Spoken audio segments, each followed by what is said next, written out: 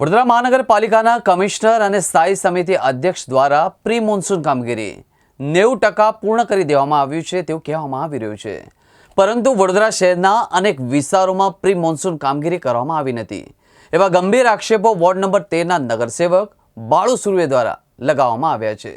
વડોદરાના સાધના colony, કડકે garage, બદામડી બાગ, Pratapnagar, રાસ્તમ society અને તેની બાજુમાં આવેલા પોલીસ ટ્રેનિંગ સ્કૂલ વરસાદી કાંસ સાફ કરવામાં આવી નથી।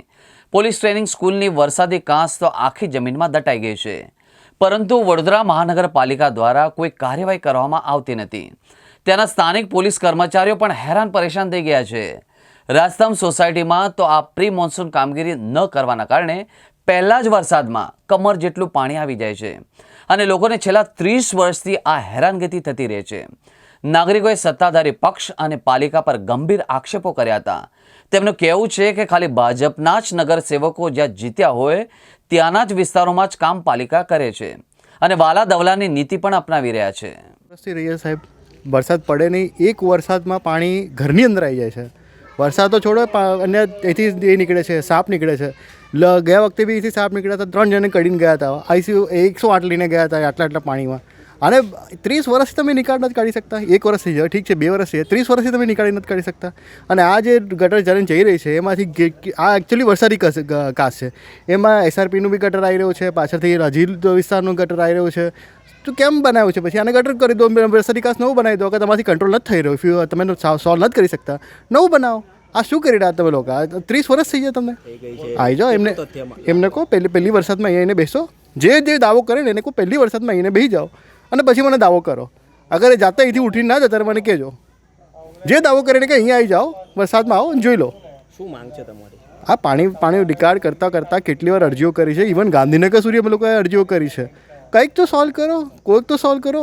આવો જુઓ, અને લોકો કમ્પ્લેન કરી રહ્યા છે અને સોલ્વ કરવા માટે તમે લોકો બેઠા છો, સોલ્વ તો કરો। કેમ કે લોકો કામ નથી કરતા, એક રજૂઆત કર્યા કરે છે પણ કોઈ આવીને એને સોલ્વ જ નથી કરતું। અને સોલ્વ કરે પછી પરમાનન્ટ સોલ્યુશન કાઢો ને, આમ પેલી ખાલી નાની નામથી પાઇપ નાખી દો, કાંથી ખાલી એને ગટર નાખીને સાફ કરી દો, એનાથી નથી થવાનું। તમને આખી અહીંયા નવી લાઈન નાખવી પડશે, પાણી અહીંયા ભરાયના માટે તમે કંઈક તો કરવું પડશે। કાં તો પછી ગટર બંધ કરો, જે ગેરકાયદેસર થઈ રહ્યું છે, કંઈક તો કરવું પડશે ને સાહેબ। સમસ્યા 2018થી છે અહીંયા, અને આ નીક છે ને એક સંપૂર્ણ સફાઈ થતી જ નથી। ગઈ વખતે પણ ભરાઈ ગયેલું બધું ગાબડું પડેલું એ બધું કરીને સાફ કર્યું છે, છતાં આજ દિન સુધી હજુ થઈ નથી।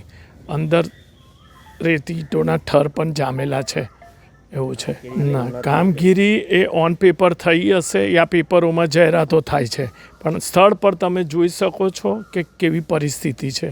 સ્થળ પર તો એની એ જ પરિસ્થિતિ છે જે ગત વર્ષ હતી, બરાબર છે। એટલે મહેરબાની કરી અને આ પ્રજાને સુખ આપે કોર્પોરેશન, એ અમે ઈચ્છીએ છીએ। મેં અગાઉ પણ કમિશનરશ્રીને એ જ રજૂઆત કરી હતી કે છેલ્લા 15 વર્ષથી જે વરસાદી કાંસ છે, મુખ્ય વરસાદી કાંસ થઈથી ઠેક આખા જાહેરાતના વિસ્તારથી માર્કેટ વિસ્તાર, આખો નવાપુરા વિસ્તારનું જે વરસાદીનું પાણીનો નિકાલ થતો હોય છે, એ વરસાદી કાંસ કોઈ જાતની સફાઈ નથી કરવામાં આવી।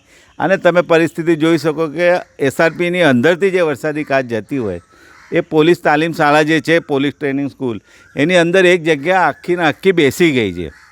કાલ ઉઠીને એક બંધ થઈ જશે તો પાછળના લોકોને કેટલી મુશ્કેલી પડશે, પાણી આગળ જાય નહીં ને લોકોના ઘરોમાં પાણી ભરાઈ જાય। એટલે જે કંઈ બેસી ગયો છે, ખાડો પડી ગયો છે, એને રિપેર કરીને, સ્લેબ તૂટી ગયો તો એને રિપેર કરીને, કેમ કે પાણી આગળ જવું જોઈએ ને, તો વરસાદમાં પાણી આગળ નહીં જાય તો પાછળવાળાને ખૂબ મુશ્કેલી થાય। એટલે જે કંઈ આ વરસાદીની સફાઈ કરીને જે કંઈ સ્લેબ તૂટ્યો હશે એને રિપેર વહેલી તકે કરવું જોઈએ, કેમ કે ચોમાસું આવી રહ્યું છે તો વહેલી તકે આ કામગીરી કરવી જોઈએ, એવું અમારી માગણી છે।